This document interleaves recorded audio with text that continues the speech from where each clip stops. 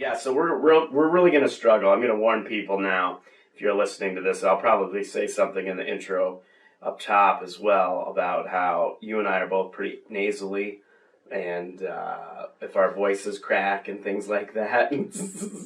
It's 3 a.m. We've been partying all night. It feels like it. Well, I mean, I've been going for 4 days because I don't know if you know this about me.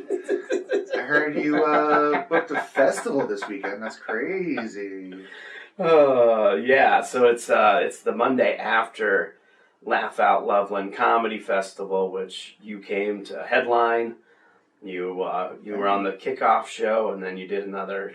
Opened it up, closed it out. Yep, opened it up, closed it out. Yes, that's right. And how'd you feel about it? How'd you feel about the weekend and your sets? First set I thought was killer. That crowd was like super hot, and yeah, it was so dope. The last spot, like again, the crowd was awesome. It was like packed out, but I led with stuff that I usually soften. Mm-hmm. And you could tell they were like, what's happening? Because I just like started with like dead parents and politics and just like went right into the aggressive topics. Yeah. That I usually, spend like, 5 to 10 minutes like, hey, I'm fun, we're gonna have fun. Also, my parents are dead. Here's a joke about leukemia. Just hit them too hard with that stuff. Yeah. You really have to build that likability and trust up front before you can get into some of that darker stuff. Yeah. And you're like, I'm going right into it. I always say, like, you have to, like, buy the equity. Like, you have to, like, purchase equity. That's a great way of describing that. You got to buy that equity. Yeah. And I like that. But the rest of the set, like, it just, normally my sets, like, go kind of like this with a little bump up at the end. And this one was just like slowly, but I got there. We got like the big close worked. So yeah, it was great. I thought you did a great job this weekend, and it was great getting to hang with you.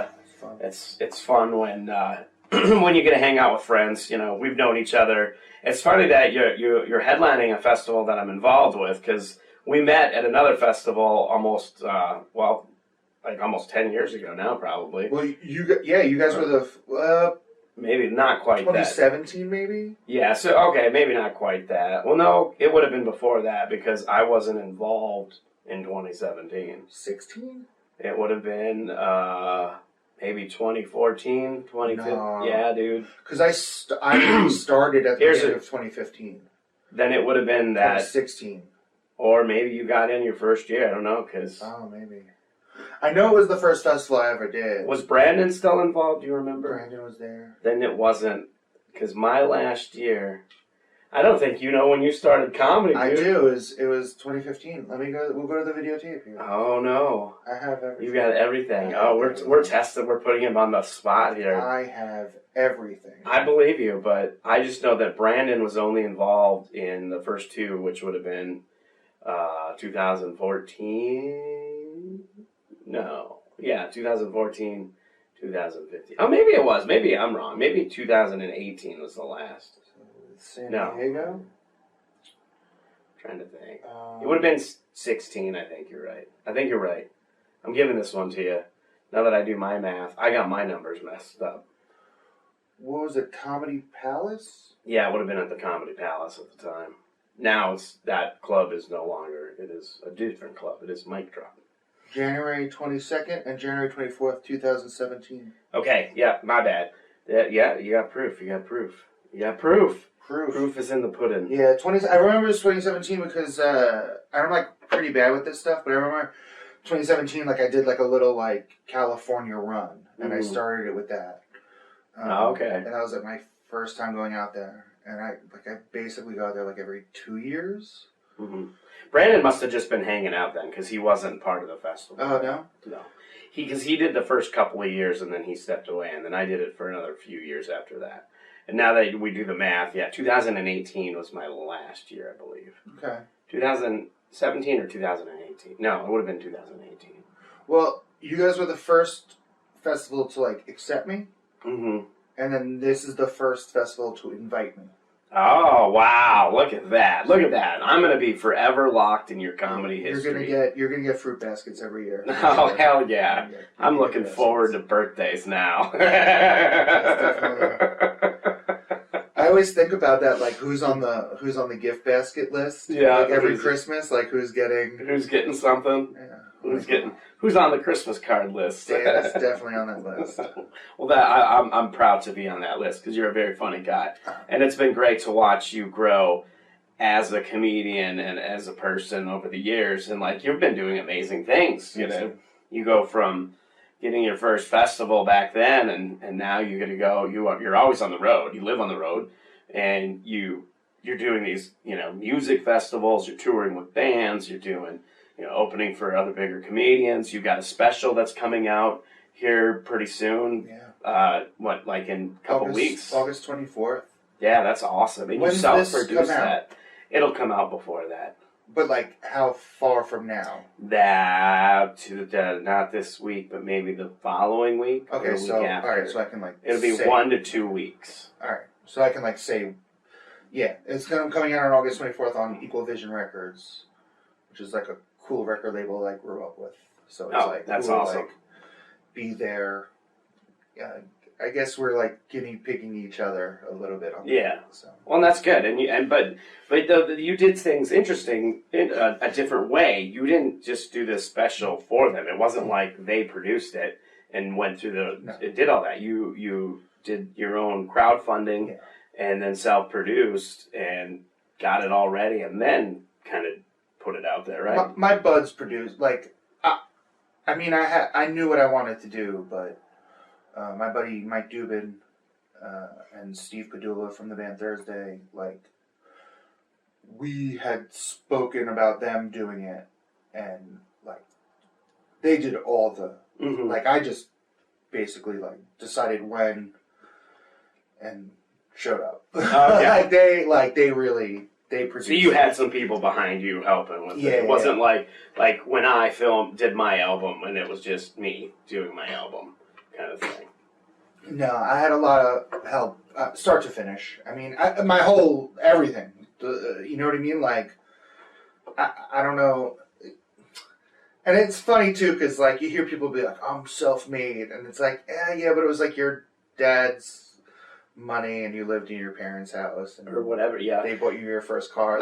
I feel very strongly about that when people say that, because I don't think you're right. You hear people say that all the time, and I always think, well, you can't, especially in comedy and entertainment.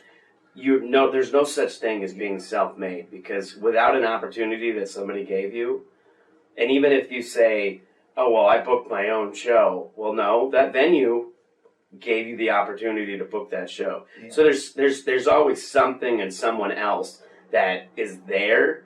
So you're not 100% totally self-made. And on the flip side, when people are too humble, we're "Oh, I couldn't have done it without this person." It's yeah, but you made that opportunity. Yeah. You know what I mean? I couldn't have been here without you.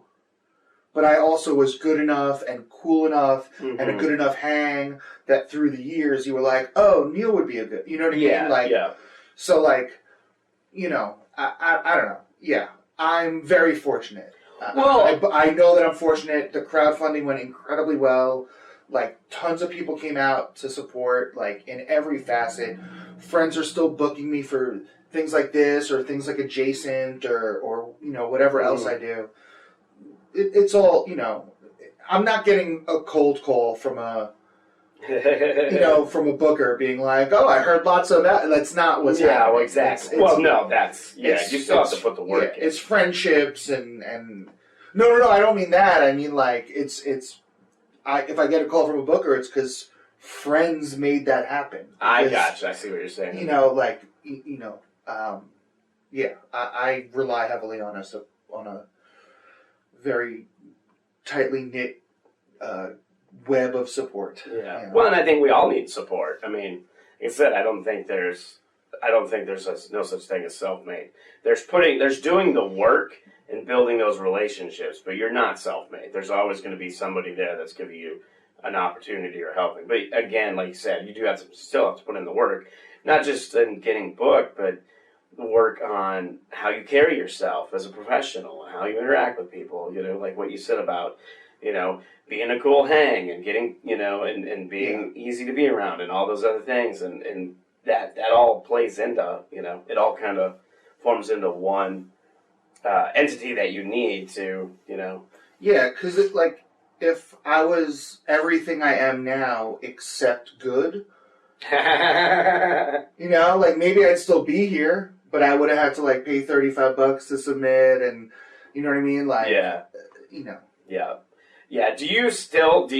I mean, at this point, I feel like the answer's probably no, but I'm going to ask anyway, but do you still, once in a while, submit to festivals, or have you decided, it's not really worth my time anymore? Because I know for me, I'm very selective about submitting to festivals, and this is coming from somebody who produces festivals.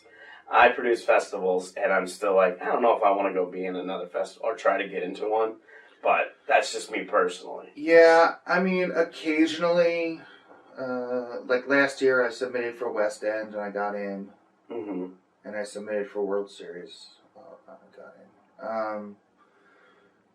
Yeah, I don't really, sometimes, but I just like, I know, like, I don't know, I've just been discouraged. Like, I remember one year I applied for something, and 4 people named Chloe got in. I remember you telling me about this. And I did. And I was just like, there's no way I'm worse than 4 Chloes. You know, like, 3 Chloes, maybe. There's not, I can't be worse than 4 Chloes. 100% of the Chloes that do stand-up comedy are better than me? That's impossible. 75%? Sure. But not 100%. I'm not taking that. That's a hard pill to swallow. Oh, absolutely.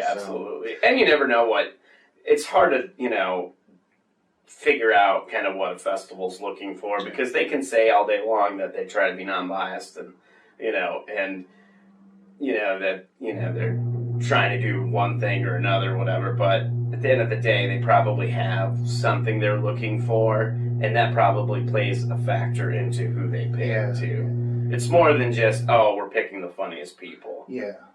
And you can't have, like, you know, the same way you shouldn't have 4 Chloes, you shouldn't have 4 white dudes that look like me either. Yeah, exactly. Lucky for me, I don't have hair, so I don't have if I had hair or you didn't, we'd be pretty close.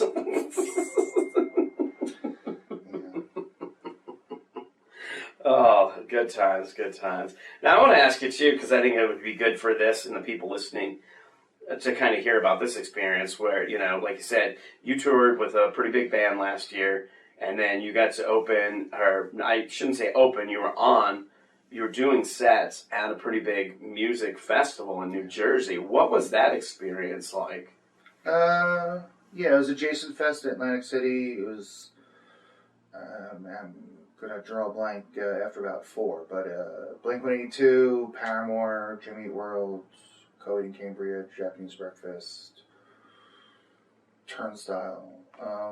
Yeah, I know there was it was a huge music festival. And, I did 3 5-minute sets, which is correct. Yeah, right. Maybe for that 2. Maybe 2 5-minute sets. one 5 minute. I was just going to say maybe 1 a day. Yeah. Or 2 a day would have been okay also, but definitely the second one, the first day, was the worst one.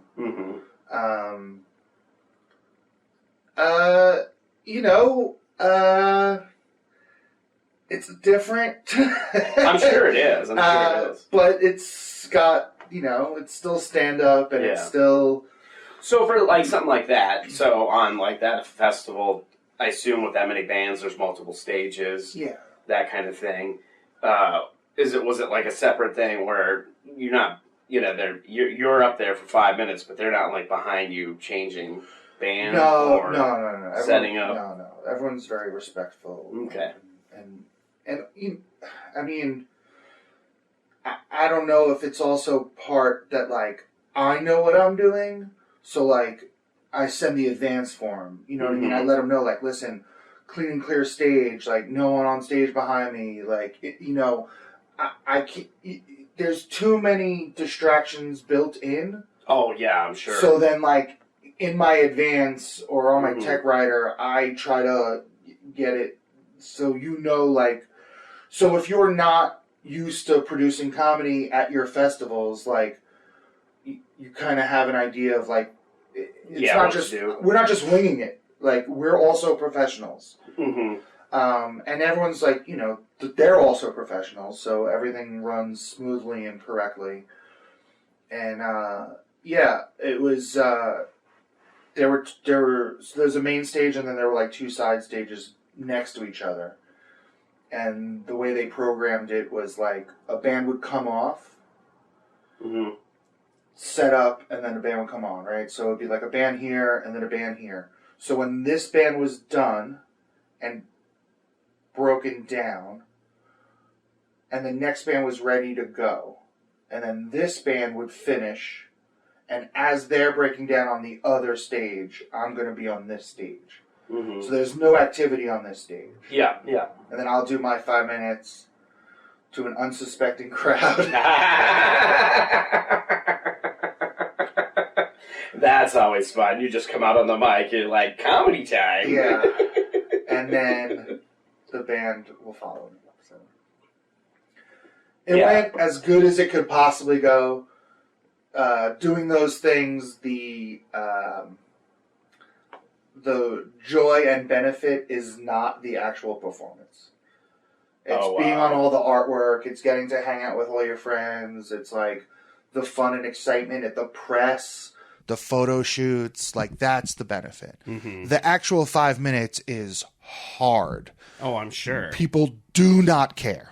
No, not at all. I mean, there's a pocket or two. You get some followers from it. Some people say nice things to you. But it is... I mean, there was an ocean. You know what I mean? Like, we're on the beach. Like, it's not conducive to, like... I mean, if you were like, hey, you're going to perform with a band, you'd be like, I don't know. If you're like, hey, you're going to perform outdoors, you'd be like, I don't know. If you're like, oh, you're going to perform on the beach, you're going to be like, I don't know. You're like, you can perform daytime, like, I don't know. And it's all those things. Yep. It's like, am I going to be on the artwork with Blink-182? They're like, yes. I'm like, sign me up. I only have to do 5 minutes, and I get to be on the artwork. Yeah, and I'm in. 5 minutes is definitely like, that's about it. That's, yeah. When I open for like bands, like on their tours and stuff, it's usually a little bit. It's like 12 to 15, depending on like how good it's going. Like the one you saw me at in Denver, it went well. I did 15, but there are days on that tour where I was like, we're gonna wrap this up now. We're not doing the full 15. This is tonight. it. You guys don't want to hear me talk about a girl with one arm. I'm gonna go. You just want the band to play. Gotta show myself out. Yeah. And it's interesting because like I said, I was at one of your shows where you were opening for the band, and it did go well. But it's interesting because you're doing what a lot of comedians used to do. In the sense, back in the day, like... Richard Pryor's special is opening for Aretha Franklin. Yeah, a lot of comics back in the 70s and 80s were opening for bands. Bobcat opened for Nirvana. Yeah, yep. So. Yeah, so it's interesting. Well, even now, more recently, too, I forget who it was. Brewer was with Metallica. Brewer, yep. Big J's open for Korn. So, it's not... I mean... It's not unheard of, No, absolutely not. It's not great. It's not awesome. Yeah. But it is awesome in some other ways. And I don't know. I love doing it. I mean, I'm all about the hang, that? So, like, those are dope hangs. Like, there's just more people to hang, Because a band is, 5 people plus 5 crew members. And when you're doing a comedy tour, it's like you and him or you and her, and that's it. And it's fun, you know what I mean? But it's like, it's just, it's just me and Ben smoking weed on a hotel rooftop as opposed to like, 10 10 people who like go way back with each other, like hang out on a bus for like 9 hours or whatever it is. So, yeah. Well, this is your second time on the podcast. You're back. You were first one did not feel like this. I know. Well, the first one was in a hotel room in Las Vegas, so it felt like it probably should have. And during a pandemic. At a comedy festival, but. Yeah, so it felt like it was supposed to. This is the pro version of it now. Now we're actually in my studio. Art of Bombing 2.0. That's by even now it's probably like 4.0. It changes. I go through these spurts where I don't know. I just have to change things up a little bit, and that's what I did. We're actually in the new version of the studio. As far as how I have it set up, because I used to have a desk in here and we'd be face to face with mics in our faces, so we couldn't see each other anyway, and I didn't like that. So yeah, this feels modern. Yeah, exactly. It's more modern, and but like I said, my main thing is now I can see my guests, and it's easier to have conversation, when they're so beautiful like you. But now that you're back on, it's your second time on here. We still have to have a bombing story, so I don't even remember what you told last time. I felt like you told a story, and I could be confused because there's so many stories, but I thought it was a contest in like Connecticut or somewhere at one of them. Well, I know there was one of an early festivals I got on was some like fake festival in Atlanta. That wasn't I don't think that was the one you told. But I went up after a 12-year-old catchphrase comic. Yeah, and it went exactly how you would think it would go. Like my whole set, her whole family is getting up and leaving. Oh wow! Yeah. That's interesting. I don't know, follow a 12-year-old. Yeah. And it was like a bunch of like young comics, and then it was like, all right, now for the dirty part of the night. Here's your first comic. And I came out and like all the families are like getting up to leave, and I'm like, and I'm soft spoken, and it's just like, this is good. The fucking, I came all the way here for this. The brutes. What's a good like a band one? Yeah, that'd be a good one. Since we were talking up front, since we were talking so much about how you've been touring with bands and. We were Young Festival. Okay. In Vegas, and I was supposed to do an after party. Like it was supposed to just be like me, and actually Ian Fidance, and I think I grabbed a local guy. But the first day of that festival got canceled because of like dangerous winds. Oh wow! So, but the festival's supposed to start at like noon. We found out at like 11 a.m. that the festival was canceled. Oh wow! So it was like very short. Yeah. Notice. So a bunch of bands scrambled to like do the right thing and like play a free show somewhere for the kids, like whatever. Mm-hmm. The All American Rejects, who were like the coolest, punkest folks on earth, they had already kind of had an idea that tomorrow was going to be dangerous winds. So the night before, Tyson called a buddy of his who owned a barbecue joint, and they were like, in the event that the show gets canceled, like, can we? And their show was like unfucking real. Like it was like just the videos from that. It was just like watching the Rejects play like a small little punk room kind of, and it was just like people as far as you could see, like outside, like the garage doors open, people just in the streets. Yeah, it was awesome. But so we had a venue because we were doing like this after party, this like sanctioned event. So we're like, yo, we have a venue. So we just called some homies. So we're like, hey, like it was Thursday in Bayside, and we're like, yo, you guys want to like do this thing here, and the people who organized it were like, Neil was supposed to be on the show, so we're going to put him on your show. But I wasn't on the flyer. Oh, so you weren't advertised. So that always becomes an issue. Like, because if people don't know that I'm going to be there, I just kind of come out looking like the sound guy. And no one, you know what I mean? Like, no one knows what's happening. Yeah. You do look like you are crew. Yeah. at a rock metal show. Yeah. You either look like you're in the band or you're with the crew. Yeah. I know. You know, I understand what's happening when I go out there. So, you know, there was just like, and again, like because it was last minute, like, you know, when I gave him my tech writer or whatever, it was like, well, we're just making do. Like, we really don't have the choices.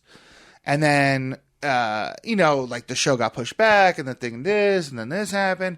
And so, but just like by the time I come out, it's just like, and again, it's like maybe 400 people in the venue. The venue holds 350. And these bands have never played for less than 1,200 people in 10 years, 20 years probably. So this is like the most excited these kids are. These kids had a crazy day. They spent tons of money to be here. The thing got canceled. They're getting to get into, they're the fortunate few that gets to, I mean, the line was like, you know, down the block, Vegas block, you know, and only 400 people get in. So it's like, these kids are super amped up. Mm-hmm. And like, they think a band's coming out and then I come out. And like, few people are, people are respectful. Some people are respectful. And even the ones that aren't, like, I understand. Like, I'm a guest in your home right now. Like, you're like, I know what we're doing. I know what's happening. So I'm not like, I don't hold this against anyone. The people who are like screaming stuff, it's like, all right, dude, can you not scream for like 5 minutes? What purpose are you serving? Yeah. But the rambunctiousness I get, the antsiness I totally get. And it was just I mean, I was supposed to do 10, I think, and like maybe 5 or 6 in, I was like just kind of like talking to him for like 2 minutes, just being like, this is exciting, I get it, like last time these guys played together was like 20 years ago in a room like this. You know, like it just stopped being comedy and just started to be an introduction. And then I brought him out and it was like, and it sucks too, because both times I've opened for Bayside has been like that, where I'm either not on the artwork or it's like a shock or I'm only on one show of the tour. And it's like, I'm thankful to them. They keep giving me opportunities, but it's like, yo, if we did it right, you would see that it goes better. Like, if I'm an afterthought every time, it's going to be rough. Yeah. Well, and I think because as you bring up an important point with, marketing comedy or anything like that, people need to know that there's something else. It's just like, even if it's just all comedy, if you're having a comedy show or a themed comedy show, for example, people need to know that it's not just a stand-up show, that it's going to be a little bit different than a regular stand-up show. Or if they don't, if they're just at a bar, they need to know that there's going to be stand-up happening at that bar at a certain time. Because if they don't, it never goes well. Yeah. Ever. Yeah. So, yeah. And I mean, you saw it on the shows on the Motion City tour. Like, the shows that went well were the shows where I was prominently featured on the artwork, where they did let the audience know who the openers were, where they introduced me correctly. Like, please welcome to the stage, comedian Neil Rubenstein. Mm-hmm. And then when they don't do that, and I mean, I know they're not public speakers, so like I can't hold this against them. But sometimes it's just like, please welcome to the stage, comedian Neil Rubenstein. It's like, don't. Oh yeah, we could have not done. Just don't do it then. Just let me walk out into this madness. you know, but here we are. Here we are. Well, and I'll keep doing it. Yeah. Until someone gets it right. I don't know. Until I get it right. Well, I mean, and I think it's coming along. I mean, like you said, when it's properly billed and advertised, it goes good. Like when I first got the Motion City tour, I was like, this is going to be tough. Mm-hmm. And then the first few shows were awesome. And then there was a tough show. And then the next few shows were awesome again. And I was like, oh, a majority of these are going to go well. And I finally, it was like 4 weeks into a 12-week tour that I was finally like, okay, these will be good. Like we got this will be fine. But I expect them to go poorly. Mm-hmm. But I don't know if that's just the person I am. Putting that bad energy out there. Well, we were talking the other day. You're like, oh, you're a glass half full guy. And I'm like, I'm not a half empty or half full guy. I'm like, when I go to pick it up, it's going to spill or the cat's going to knock it off the table. It's not about half full or half empty. It's just going to get ruined somehow. Oh, man. What did you learn from, or what have you learned from opening for bands? Have you picked up any skills that you've been able to take, and then because of these experiences, I'm better now in actual comedy scenarios? I've always been a get to the point comic. Like I've always kind of been like quick to the punchlines, and I think just opening for bands and stuff just reinforced that. Mm-hmm. Like you can't meander too long. They're not paying attention enough. Even the ones that are paying attention, there's so much going around them. Yeah. That it's like, I can't tell this kind of a story. People are just going to be like, wait, what? And like miss. They're going to tune out. Yeah. So it's got to be like, just punchline, set up punchline. And again, but like comedy, you want to tell them about yourself. You just want to do it in a punchier manner. And then the other thing is like buzzwords are crazy. Buzzwords are so much crazier opening for a band. Because if I do something like, like at a comedy show, like that bit that has that like, not anymore Jew in the middle, like you can do that. I can buy equity at the top. And then I wrap it up nicely. You understand what side I'm on, right? Mm-hmm. But if I just like, not anymore, Jew, and like you're not paying attention to me, and then that's what you hear, and you don't know who I am, you don't know that I'm Rubenstein, you know what I mean? Like, and I'm talking about an actual thing that happened to my grandfather.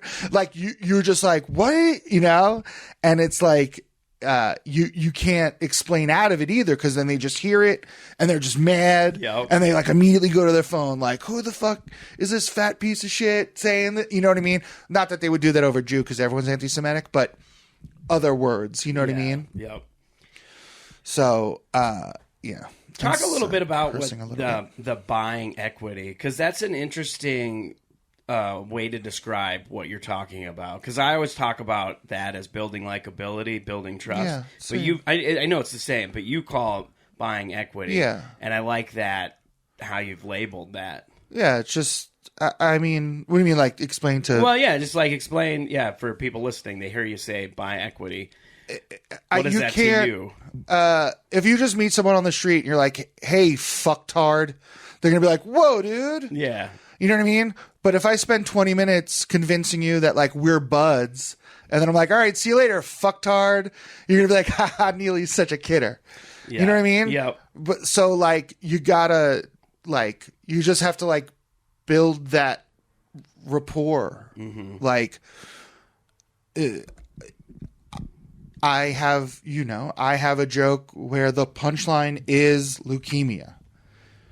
Like it's a very simple joke, and the punchline's leukemia. My mom died of leukemia. So it's not like the first joke you tell someone. Yeah, right. Definitely not an opening joke. Yeah, like if I met you in an elevator, that's not the joke.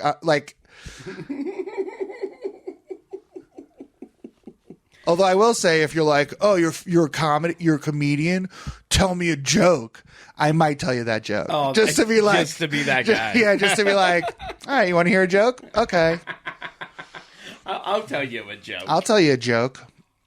Chuckles. But yeah, you build the rapport with the audience. So like, because if I just lead with, yeah, my mom's dead, she died of leukemia, you're gonna be like, oh, this is gonna be sad. Yeah. Or like I used to, that was another one I used to open with me and my wife just split up. Mm-hmm. And you get that immediate, and it's like, that's not what we're doing here. Yep. And so by giving that joke to the end of the set, where I'm going to do some for you, some for me. Yep. And you're going to catch that rhythm and you're going to be like, oh, whatever he leads with is not where this is going. Like, don't feel bad for a second. I'm going to be a prick about this or whatever. Yeah. Or don't get mad at me. I'm going to be on the right side of this is a lot of the ones. But those, you have to just like build that rapport. Like, yeah, let them know. Like, well, another way you described it is putting out pillows to soften it, which I thought that was another great. Well, that's a different thing. So that like, so the pillow metaphor that I use isn't quite the same as the buying equity. Because buying equity, we're like building a friendship. It's like making a relationship. Like, hey, I'm a Pisces. I do this. I'm like this. And you're like, oh, he seems like a sweet guy. And I'm like, also, I used to commit crimes. And you're like, oh, but you're good now, right? And it's like, and you're not going to be so grossed out by me. But if we just met and I'm like, oh, I used to be a huge criminal. And you're like, oh, but you're better now. And I'm like, you're going to be like, I'm going to hit the road. Nice meeting you. So the pillow thing is a little different. The pillow thing is like, I'm like, hey, I used to be a big criminal. And they're like, oh, you're not now, though. And I'm like, and they're like, well, what's the thing you did? And I'm like, I murdered a dude. Like, you're like, whoa. We're going to be like, well, me and this guy were at a bar, and it's like, here's a pillow. And we were doing this thing that you do all the time, like a normal thing. Here's a pillow, And then when the murder happens, you're like, okay, at least I'm like comfortable, at least like I don't feel gross about this. So that's, not that I've ever murdered anyone. I'm just saying. It was just an example. Just an example. I've never been present for a manslaughter. Well, that's good. That's good. That's a good thing to happen in life is not be put in prison for that. Yeah. Or probably be put in prison for anything, if we're being honest. Yeah. We're being totally honest. Yeah, I'm trying not, Now I get to spend I've spent a lot of time with you over the weekend on hangs and stuff. We've been talking a lot of, shop talk, comedy talk, and, we've been like working out jokes and stuff and doing all the fun stuff that comics do when they hang out. And I'm curious about kind of your writing process because it was very interesting. Some of the things, like when you were talking about how, like when you have an idea, where you can go with it and how you do like that brainstorming. I'm a big lists guy. I don't know if it's like, again, like, I don't know if it's like part autism or, whatever it is. I just visualize in lists very easily. Mm-hmm. So if we're talking about my mother and leukemia, it's like, well, what are some leukemia things? What are some mom things? What are some death things? What are some other diseases? Like, and then it's just like, just draw the lines like that Charlie Day. The meme with Charlie Day. Yeah. It's just, I'm just like putting in push pins and like, well, then it's like, this is like this conspiracy here. And that's really it. Like, it's just like, something will happen or now, and if I'm being honest, looking back, a lot of it has been just unpacking traumas. Like, that's my process, basically, is like, unpacking traumas. You know what I mean? Like, no, I know what you mean. Like the mystery surrounding my brother-in-law's death. Like, that's a crazy moment in my life. Mm-hmm. And it's like, this helps me deal with it. Yeah. And my parents dying. That's a huge moment in my life. That's a huge trauma. And it's like, all right, well, here's how I feel about this. And here's like some things I can make funny. And like, people come up to me after shows, like at the Castle Rock show, someone was like, my mom died of leukemia. That joke's fucking hilarious. And I'm like, sorry for your loss. I don't know what to... I don't know how to respond, but sorry for your loss. I'm glad. No one deserved it more than your mom. Oh my God. So, yeah, that's my process now is like, you know, my mom gave me Munchausen by proxy or what it had. I don't know how to phrase it. So then it's like, well, like, what are some examples of that? And I'll, you know, list, and then it'll be like, any keywords in that will get their own list. Like, what is, you know, and that's just, you know. Mm-hmm. Yeah, no, I think it's a great way of like, because you can really build on a joke that way. Yeah. Like with what you're doing. It's, you know, you can write a setup and a punch, but how can you expand on that? And that's like your process, what you're talking about really is, it's a great way to expand on a punchline or an idea or, you know, to really build out a joke. And you find like a couple of things, like one, like as you develop that, you start to think like that. Mm-hmm. So now, not that like they come out ready to go, but they come out in a much more clearer form. Yeah. Like just how you want the audience to recognize your rhythm and cadence, your brain has to recognize your rhythm and cadence. And then like as you develop your style, you just start thinking in that style. And so now, like even in a riff or even like just hanging out with friends, like I kind of, my joking around is, you know, it's, we have the joke and then we have the cartoon of the joke and then we button it up and it's like, and then we move on to the next thing. And that's something I just think you like, you know, if you're diligent about whatever it is, muscle memory kicks in and you just start, you know.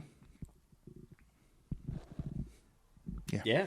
That's it. I love it. All right. Well, we're going to, I know you got to get on the road because you got to get to the next, you got to get to Albuquerque and that's a long drive. Albuquerque. So we're going to wrap up real quick with the final two things. First thing is, you know, we talk about bombing and the bad experiences. So I like to talk about a favorite gig that the comedians have done, and you've got to do some pretty incredible things. So I'd be curious, you know, what's one of your favorite gigs that you've done in your career thus far? All right, this is going to be two parts. Okay. Because it's a fun time, and then someone asked about a fun time. Oh, okay. And then what happened when telling the story of the fun time. I was opening for Ben Bailey. Mm-hmm. This is like early in our friendship. I had opened for him in Fort Wayne for a weekend, and then we were in Tacoma together for a weekend. And in Tacoma, someone asked that question to us. What's your favorite gig or whatever? My favorite time with the mic ever was I introduced my buddy Dr. Redacted at a wrestling match. And that was my favorite time with a microphone, period. That was just electric. But my favorite time on stage telling jokes was I was hosting for someone, and it was like an old road dog guy, and he was like, all right, I'm done. Come on up and get me. And so I started to come up, and then he was like, oh, let me tell you guys a street joke on the way home. You can take this one home. And he told the street joke. And then I'm like on stage, I'm like on the side of the stage, and he's like, you got one? And I'm like, yeah, I got one. And he's like, tell him a joke. And I told the street joke. And then he's got to get one more. You know what I mean? He can't like let me leave on a laugh. He's got to get up. So he does another one. And he's like, you got another one? And I was like, I could do this all night. And so like, we went back and forth like 4 or 5 times. And then he's like, then I said, like, I was like, I could do this all night. And he was like, hell yeah. He's like, you guys have him? And the audience is like, and then he like looks at me again, and I'm like, we might want to ask you know, like the booker guy who's like the club owner or whatever. And I'm like, we want to ask so and so, and he's like, oh yeah, can we do it? And the guy was just like, 2 more. So then we each do 1 more. He gets his last. He walks off stage. We're like, thanks everyone, get home safe, whatever. Wrap it up. And I was like, that was like the most fun I've ever had telling jokes. And then Ben, I didn't know this, is like a street joke aficionado. He wants to do a documentary about street jokes. Like, I don't know if I'm allowed to even. He has 250 comics doing street jokes on film. Oh, wow. Like, he is into street jokes. So he's like listening to me tell the story, and he's like, I can feel like some intensity from him. He's like, you know, and I'm like, you know, and he's like, do you remember the jokes? And I'm like, what? He's like, do you remember the first joke you told? And I'm like, yeah. He's like, what is it? And I told it to him, and he's like, I never heard that before. That's great. And I'm like, all right. And then he told me, you know, about the thing. And then, like, I mean, a month later, 3 weeks later. And I mean, at this point, I worked with him just by happenstance. Like, I wasn't, I wasn't his guy. Yeah. 3 weeks later, I get a text from Ben, and we never communicated like that. He get the text from Ben Bailey, who, like, I don't know if you're paying attention, listening, if you know who he is. Like, he's a phenomenal comic that I used to watch all the time. Like, you know, he's got incredible specials. He's got one of my favorite jokes ever is a Ben Bailey bit. You know, like, it's not lost on me that, like, Ben Bailey texts me. Yeah. And he texts me, and I look, and he's like, what was that first joke again? And I was like, before I just wrote back, I was like, this is the best text I've ever gotten. And yeah, now I like open for him like once a month. That's awesome. Yeah. That's amazing. Yeah. That is so definitely a great story. That's a win for sure. That's like, yeah, that felt, yeah. That's awesome. Yeah. Well, the last thing I have and I don't know if I had it back then, but we have the Art of Bombing Get Pumped playlist. It doesn't have to be a song that gets you pumped for comedy, just a song that just gets you pumped. I said get you punked, get you pumped.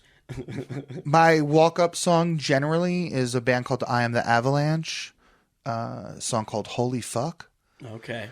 But last night in the car, I listened to a song called The Saddest Day by a band called Converge. Those are probably the two, like, get you little different directions, each of them. Yeah. Like, Holy Fuck is more like a fast, like, all right, let's go. And then, like, the Converge song is like, I want to punch people in the mouth. But yeah, those are like two pumped up. Those are two. All right, we'll get them on the playlist, permitting they're there. They're right. Oh, they're there. All right. Well, this has been great. Where do you want to direct people? Just neilrubenstein.com. The special comes out on the 24th on YouTube. It's going to be on, I don't know how it works. I believe it's going to be on my page also, but it's through Equal Vision. So I don't know how that works in the YouTube universe. Yeah, but it'll be on YouTube for sure. But it'll be on YouTube. You'll find it. Yeah. It's called Have Some Dignity. If you go to neilrubenstein.com, you'll stay updated. It'll go to where it needs. Yeah. Excellent. Thank you so much for doing this. No, thanks, Dan. Thanks.